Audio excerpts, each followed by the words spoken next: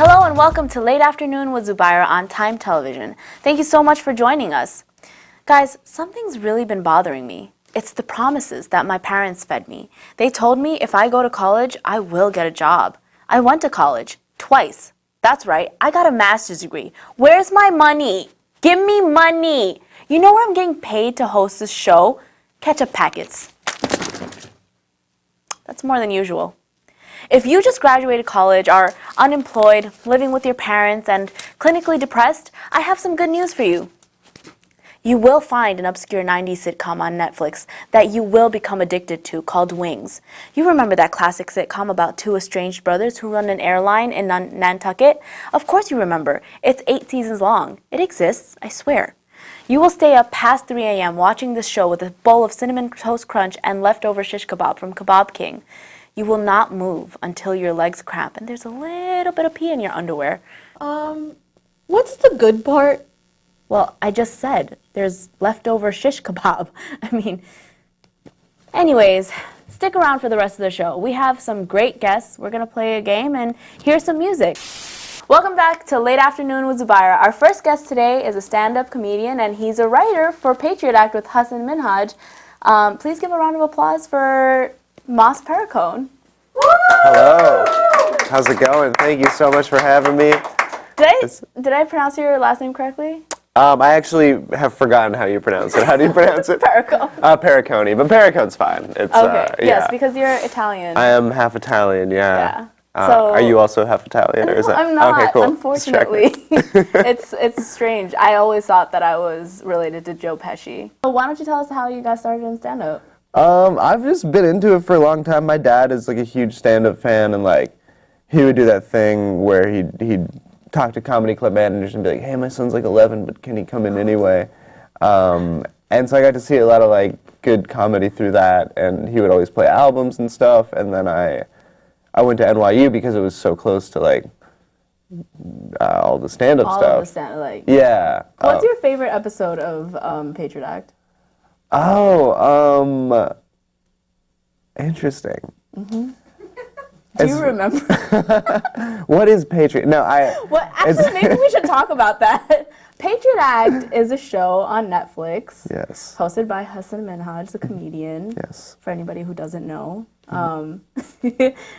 Confirmed. And he talks about a lot of issues in the world. Yeah. Like recently, he talked about fast fashion.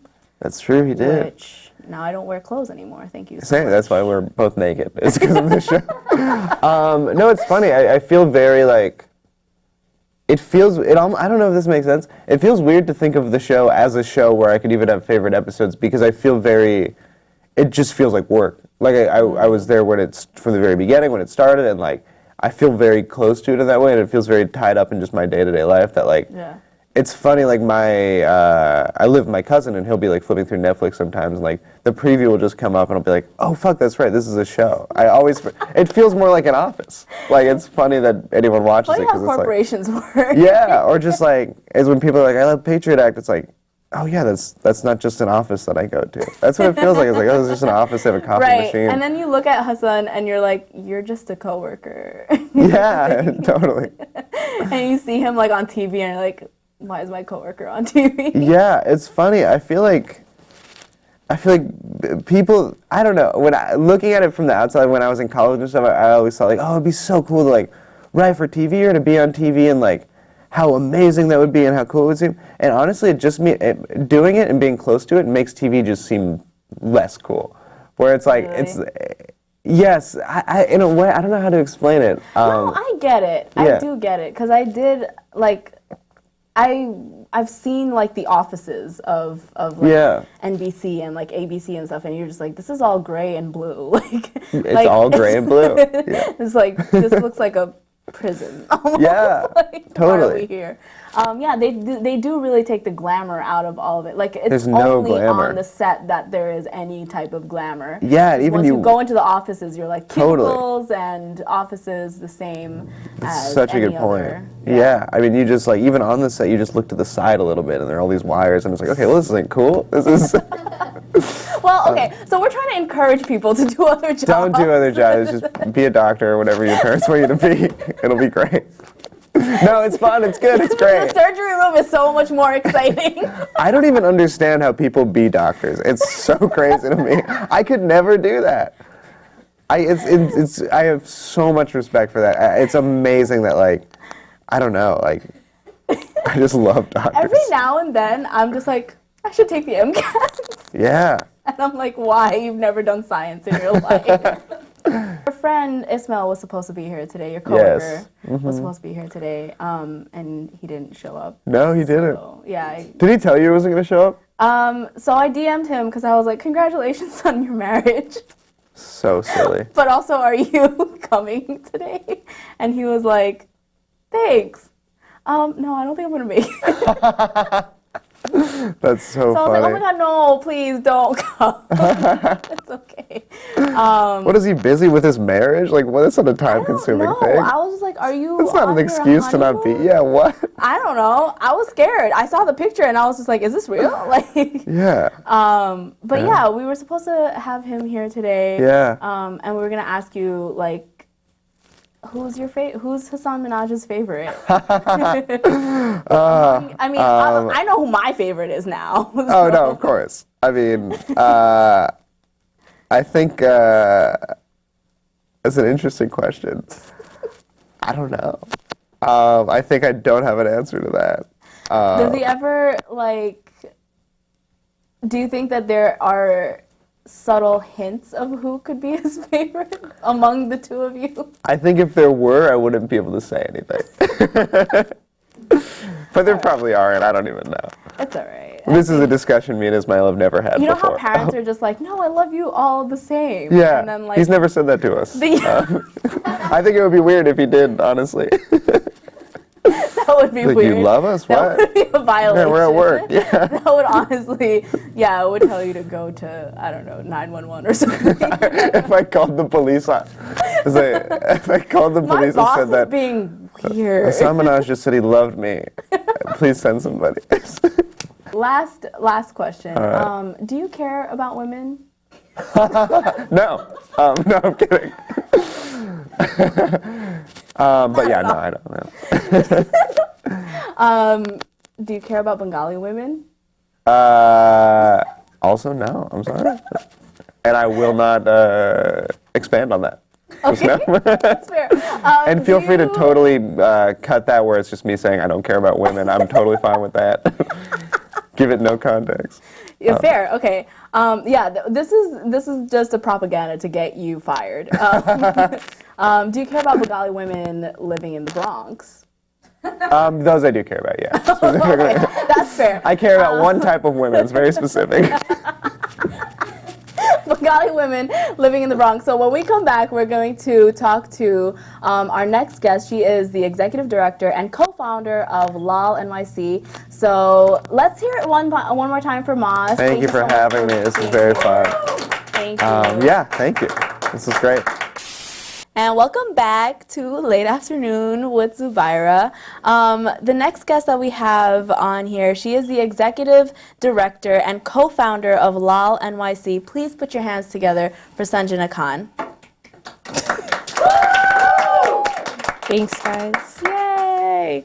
I'm so happy that you could be here. Thank you so much for coming. Of course, Zubi. Anytime, whatever you need. So I met Sanjana like last year. It was like a random tea We met at date. a chai spot, right? Yeah, we met at Chai Spot with our friend Shimmy and my sister and my cousin. The whole family. Because when I go places, I have to take my entire family with me. But yeah, and you told me about Laal, and I was so excited. And I was so like ready for this to happen because we need something like this, and I'm so happy that it exists now. Thank you. You're doing an amazing thing, and I just want you to take the time to tell us about Laal. So Laal, I guess for me, I started Laal because I wanted to work in the nonprofit field, but there was no nonprofit I wanted to work for. So there's only like a handful of nonprofits in New York City that works with South Asian women, so Saki being one of the largest ones, and they work with domestic violence survivors, anything with DV related. Then there's Sapna NYC, and personally I worked at Sapna, and it was founded by a white woman. She's not from the community. A lot of things that were just wrong with it. I went back to Bangladesh. I lived in Bangladesh for about a year, and then came back and met my co-founder, Aisha. And we actually grew up a block apart from each other. Me, Shimi, and Aisha, who's my 2 board members, all went to the same elementary school. And I met Aisha in the summer of 2018, and in like different ways, we were trying to address the issues that our women and our mothers were going through in our community. And we pretty much got our papers for Laal on Halloween. It's like very witchy, just happened in 2018, yeah. So tell us, like, what do you do at Laal? Like, what is Laal about? What do you... Yeah, so right now we just did our pilot programs. So before we even did our pilot programs, we did it in a way, we did a needs-based assessment. So we surveyed 200 women from the community. We directly asked them what they wanted. You know, this wasn't us coming in being like, hey, you guys need to learn English. You need to do this. It was more like, what do you guys want? Let's see if we can get those resources for you. So out of that, about 170 women wanted to be physically active. So they wanted a space where they could exercise. And you know, culturally, traditionally, we're very, like, women working out, especially in front of strange men, is very shameful in our community. And who we work with is the Siliti community. So very conservative, very traditional. So we were like, okay, we can do that. The other thing was, everyone knows how to read and write in English. I think that's really important. They just can't, they're very uncomfortable speaking it. And I think that's like our confidence in our women. Just like, you know, we're in such oppressive states. It's like, I can read it, I can write it, but I don't want to speak because I'm so shameful that it's going to be wrong. And, you know, like, I grew up with men in my family just being like, ha ha ha, like, to my mom, to my aunts, like, don't speak, like, you're embarrassing us, you know? And it's just like, that's something, it's always been there. So kind of like breaking those barriers. So we actually started off in September. We had 78 participants. We did 3 levels of ESL. So beginners, intermediate, advanced. Then we did conversational ESL, which is something like most nonprofits do not do. So it was in Bangla and English. So anything we did in English was also in Bangla. So they can really understand if they wanted to ask something, how to ask it. From doing like doctor's appointments to like how to interact with teachers at schools. Really, really specific things they wanted to do. And then we did yoga, spin. We did fitness, and this semester we're adding Bhangra classes because I think the women starting to dance would be really fun. It's just so much fun. We just have a good time. And to be honest, our actual vision from this, at least personally for me, like, you know, Aisha's my co-founder, I really want to get politically organized. Like, this is something, we are such a growing population. Like, Bangladeshis are the fastest growing immigrant community in New York City. Why are we not organized? Why are we not passing policies that help our community? Also, our women. 53% of the population are women. Why aren't they voting? Why is this just completely underserved, overlooked population? We've fought the war. We were leaders in pretty much any movement in Bengali history. I mean, before it even became Bangladesh, women were always in the front lines.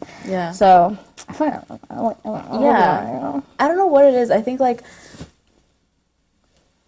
a lot of our culture is based on like the patriarchy and like, you know, women playing a certain role and men playing a certain role. So it is, and it's like ingrained in our women too. And then they're just like, well, this is how it's supposed to be, and we're just gonna ride it out. And like my daughter will grow up and like she'll live a better life. But it's like, no, it's never too late for you to live a better life, you know. And that's what I think like Laal it's is like doing. now it's like you know, for I think. It's like, you know, your parents have to sacrifice for us to be happy. We just do not believe in that philosophy at all. I'm living my life according to my terms. My mother has every right to do that. That's why she came here, you know, and I'm just like, those standards kind of have to break. Also, I think the Siliti community, socioeconomics plays a huge role in it. Silitis are extremely wealthy, but have the lowest literacy rate in Bangladesh, especially among the women. So when you mix that, I think it, like, you know, women are so controlled in so many ways. Like, a lot of the women we work with, they were married off to, like, men in the towns or men that lived in America, so they could be kind of like that gateway for their families to immigrate to the U.S. And it's just like, how much more do they need to sacrifice? Exactly. Not on Lal's watch. Yeah, and I think that just like exercising and Yeah. like, you know, learning English and like learning to do things for yourself is such a liberating thing. And that I can't kudos to you guys for doing that and Thank for you. organizing something like that. Absolutely. So, Even when there's no hope, to Yeah. make sure there's joy. That's, I think, for me, that's my goal in life. I think Yeah. Aisha and I really believe that. Because at times when things just seem like it's not going to work out, can we laugh?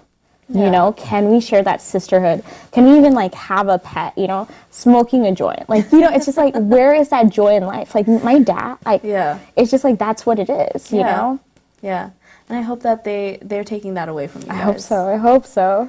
Sanjana, thank you so much for Of joining us today. course. You have opened our eyes up to so much, and I hope that that this program, that Laal, becomes bigger and better, and like we get to see it all over New York. Oh my God, I hope so. More women join, and you know, make their lives better. Thank you through so much for having me, Zubi. That's great. Thank you. Of course. What do we got? We are going to play 20 seconds each of extremely famous Bengali folk songs, okay? And you have to guess what they mean. Ready. All That right. sounds great. It will be a multiple choice question since we are not evil, but prepare to suffer. All right, guys. Cool. Oh my gosh. Especially because these songs are folk songs. So, and the name of the game is Gan or Na. So Gan means song, Oh, okay. or Na means Not a song. not a song. Oh, totally. So this is called Shadir Lao. Okay.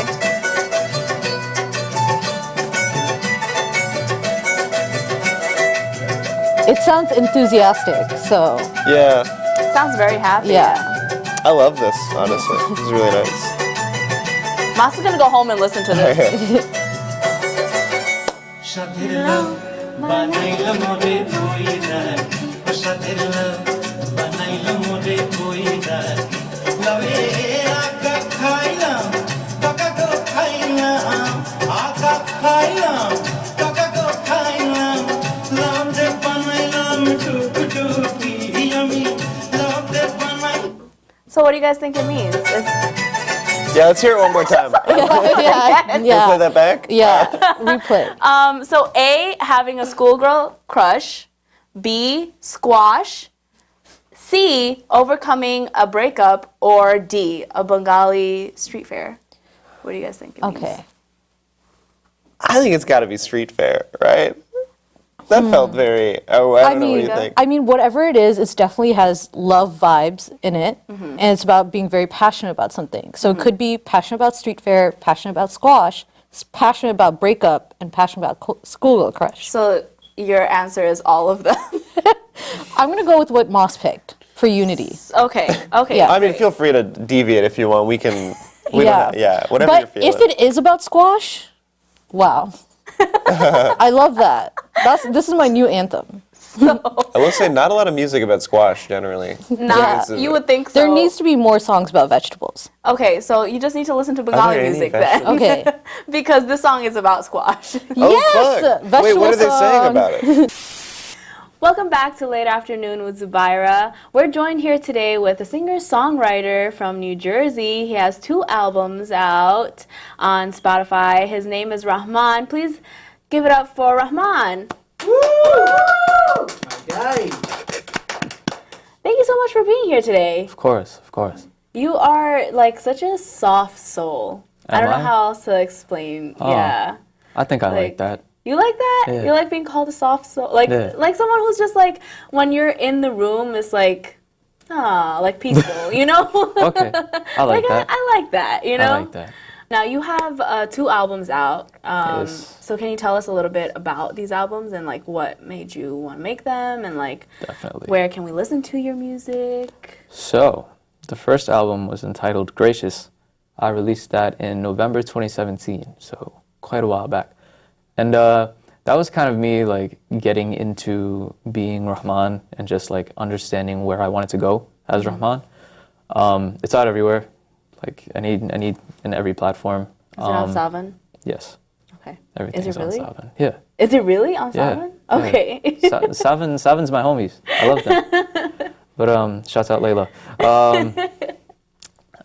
Yeah, so I started off with that, and that was just me like just growing into myself, like trying to understand where I wanted to go. That was like a more salty narrative as to like what was going on in my life at that point. And then the second album I released, Pyar Havas, Love and Lust in Hindi, I released that on November 1st, 2019, so the most recent one. Most recent, yeah. That album talks about how I found love within myself through romantic experiences, both love and lust.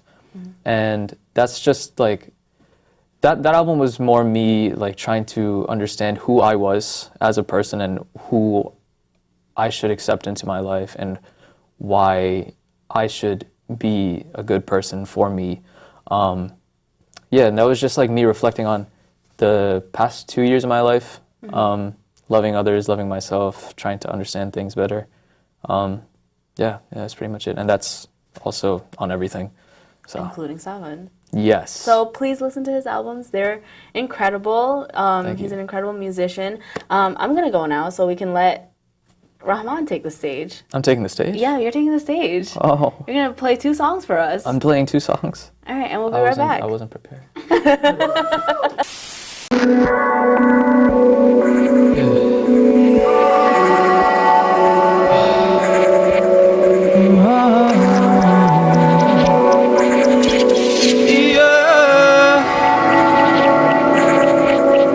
You make me feel unworthy of what you done for me. So I wonder if you know me. This is not the way I imagined that this would go. I feel us drifting slowly. You know that I know you get lonely. Who told you to treat me so coldly? No, this isn't like you at all. We can't leave our problems so unsolved. Inconsistencies in how you talk. Ruby roses all over the wall. Swear I'll bring you back in any cars. Swear I'll bring you back in any cars. But tell me, who hurt you so bad for you to blame it all on me? So bad for you to blame it all on me. Hurt you so bad for you to blame it all on me. Hurt you so bad. Yeah. I heard what you said. No, you're all in my head now. Our love can't be dead, no. Our love can't be dead. Who we are, sinning instead now. I'm losing my sense now. Need you to get better now. Need you to get better. If you let me, I can heal your pain. In my chest, we can store it all away. I know this can't be the real you that I see. You lost your trust, no, in both of us, no. If you need me, I'll be running right back for you. Please believe me, you're the only one that I would choose. Don't you see that we've been taking this too far? So tell me, who hurt you so bad for you to blame it all on me? Hurt you so bad for you to blame it all on me. Hurt you so bad for you to blame it all on me. Hurt you so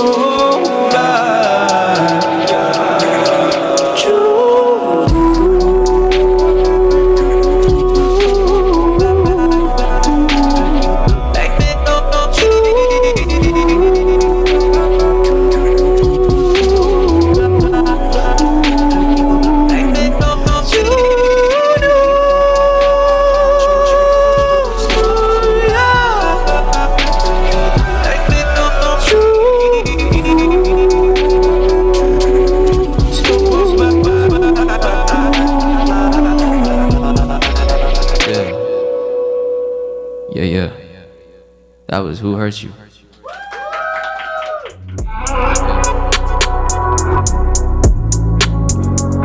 Here BT, I can hear the sirens. I've lost the colors in my iris. I let your body break the silence, hey. But there's no point in trying to hide it. I want that gasoline, that TNT. I wonder what this poison sees in me. I'll be the god of these crimson seas, hey. Ain't no vibrations between you and me. Like, you lie, you lie. You got me overthinking about you for so long. But sure not, don't you know that I'm still not so strong. Your aura so enticing, but I know it's wrong for me, for me. Half the time you ain't there. Please stop acting like you care. I spill my blood for you, laid out right under you. Ain't me anyone else that got so much damn love for you. You got something else inside, but you gon' keep me half alive. Cause you gon' use me till I die, but baby I'd rather die. Oh, ooh,